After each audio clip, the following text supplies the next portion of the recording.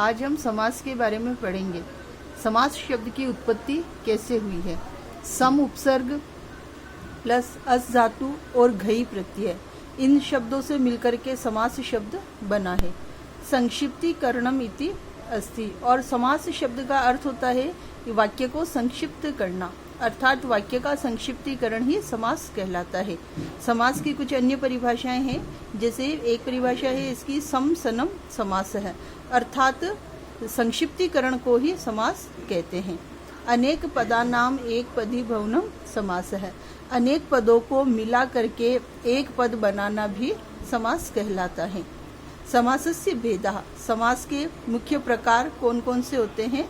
मुख्य रूप से समास 4 प्रकार के होते हैं। पहला समास है अव्ययी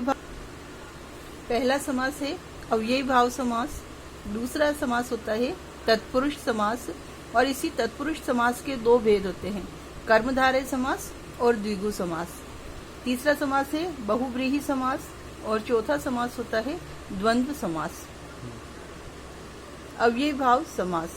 अव्ययी भाव समास की परिभाषा है, इसमें प्रथम शब्द है अव्ययम भवति, अर्थात इस समास में पहला शब्द अवयव होता है। अवयव का अर्थ होता है उपसर्ग। ये इसकी पहचान होती है कि जिस समस्त पद में पहला पद अवयव या उपसर्ग हो, वहाँ अव्ययी भाव समास होता है। पूर्व पदार्थस्य प्रधानता भवति, अर्थात पूर्व पद के अर्थ की प्रधानता रहती है, और यह समास नपुंसक लिंग के एक वचन में होता है। इस समास के उदाहरण पढ़ते हैं अपन। अधिहरि, अर्थात इसका समास विग्रह होगा हरौ इति, और इसमें जो पहला पद है अधि, ये अवयव है, उपसर्ग है। दूसरा उदाहरण है इसका उपकृष्णम, अर्थात कृष्णस्य समीपम, ये समीप अर्थ में इसका प्रयोग हुआ है, और इसमें पहला पद अवयव है उप। इसके बाद तीसरा उदाहरण है अनुरूपम, रूपस्य योग्यम, योग्यता के अर्थ में इसका प्रयोग हुआ है, और इसमें पहला पद है अनु, ये उपसर्ग है अनु। फिर है प्रतिदिनम, दिनम दिनम इति प्रतिदिनम, इसमें पहला शब्द जो है प्रति, वो अवयव है, उपसर्ग है। निर्मक्षिकम, अर्थात मक्षिका नाम अभाव है, यहाँ निर उपसर्ग लगा है इसमें, और निर का अर्थ होता है रहित। अच्छा, अर्थात ऐसा स्थान जहाँ पर मक्खियों का बिल्कुल अभाव हो, उस जगह को कहते हैं निर्मक्षिकम। यथाशक्ति, शक्तिम अनतिक्रम्य, अर्थात अपनी शक्ति के अनुसार, इसमें पहला पद अवयव है यथा। अब दूसरा समास है तत्पुरुष समास। इसकी परिभाषा होती है उत्तर पद प्रधाने तत्पुरुष है। उत्तर पद का अर्थ होता है बाद वाला पद। इस समास में बाद वाले पद की प्रधानता होती है, और जब इस पद में समास विग्रह करते हैं तो उसमें द्वितीया से लेकर के सप्तमी विभक्ति तक इसमें समास विग्रह होता है, और जिस विभक्ति में अपन अर्थ करते हैं वही विभक्ति इस समास के साथ जुड़ जाती है। जैसे इसके उदाहरण हैं कृष्णम श्रीतः, अर्थात कृष्ण श्रीतः, ये द्वितीया तत्पुरुष समास है। ग्राम गतः, ग्रामम गतः, इसमें भी विभक्ति अर्थ द्वितीया में हो रहा है ग्रामम गतः, अर्थात गांव को गया हुआ, यहाँ द्वितीया तत्पुरुष होगा। हरि त्रातः, हरिणा त्रातः, यहाँ तृतीया तत्पुरुष होगा। भूत बलि, भूतेभ्य बलि, यहाँ चतुर्थी तत्पुरुष होगा। चोर भयम, चोरात भयम, यहाँ पंचमी तत्पुरुष होगा। राजपुरुषः, राज्ञः पुरुषः, यहाँ षष्ठी तत्पुरुष होगा। अक्ष शोण्डः, अक्षेषु शोण्डः, यहाँ सप्तमी तत्पुरुष होगा। कर्मधारय समास। विशेषण और विशेष्य के मेल से जो समास बनता है वह कर्मधारय समास कहलाता है। विशेषण और विशेष्य, और इसी को अपन हिंदी में कहते हैं उपमान और उपमेय के मेल से जो समास बनता है वह कर्मधारय समास होता है। इसके उदाहरण है पीताम्बरम, पीतम अंबरम इति पीताम्बरम। रक्त कमलम, रक्तम कमलम इति। वीर पुरुषः, वीरः पुरुषः इति। वीर पुरुषः, वीरः पुरुषः इति। दीर्घ रज्जुः, दीर्घः रज्जु इति। कुराजः, कुत्सितः राजः इति। महापुरुषः, महान पुरुषः इति, ये सबसे महत्वपूर्ण है, ये अक्सर आता है परीक्षा में। महापुरुषः, इसका समास विग्रह होगा महान पुरुषः इति। श्वेत वस्त्रम, श्वेतम वस्त्रम इति, इसमें वस्त्रम विशेषण हो गया और श्वेत विशेष्य हो गया। उन्नत वृक्षः, उन्नतः वृक्षः इति। सुंदर बालकः, सुंदरः बालकः इति, इसमें जो बालक शब्द है ये विशेष्य हो गया है और सुंदर शब्द जो है वो इसका विशेषण हो गया। एक पुरुषः, एकः पुरुषः इति। परम पुरुषः, परमः पुरुषः इति।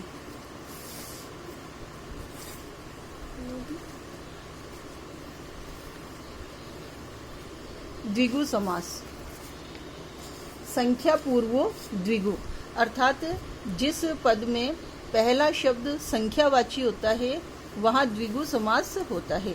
इसके उदाहरण हैं जैसे सप्त दिनम, सप्तानाम दिनानाम समाहार इति।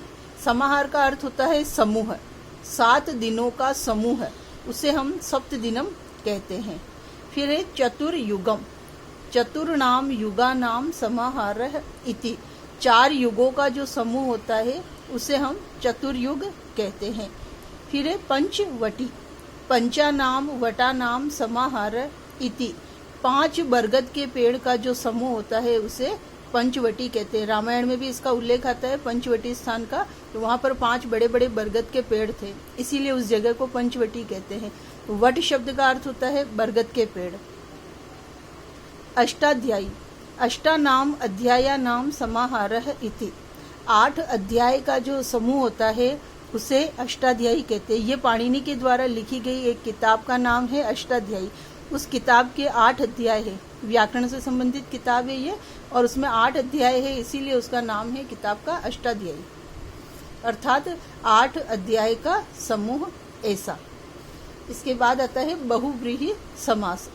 अन्य पदार्थ प्रधाने बहुव्रीहि, अर्थात बहुव्रीहि समास वहाँ होता है जहाँ पद का जो अर्थ होता है उसके अलावा अलग हटकर के कोई अर्थ निकलता हो, वहाँ बहुव्रीहि समास होता है। इसके उदाहरण हैं, पहला उदाहरण है चतुर्मुख, चत्वारि मुखानि यस्य स, 4 है मुख जिसके ऐसे वह, अर्थात ब्रह्मा।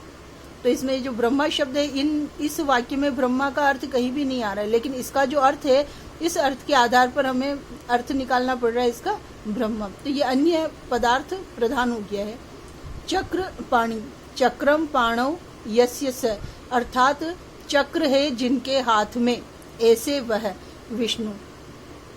चंद्रशेखर, चंद्र शेखरे यस्य स, अर्थात चंद्रमा है जिनके मस्तक पर, शेखर शब्द का अर्थ होता है मस्तक, तो चंद्रमा है जिनके मस्तक पर ऐसे वह, अर्थात शिव।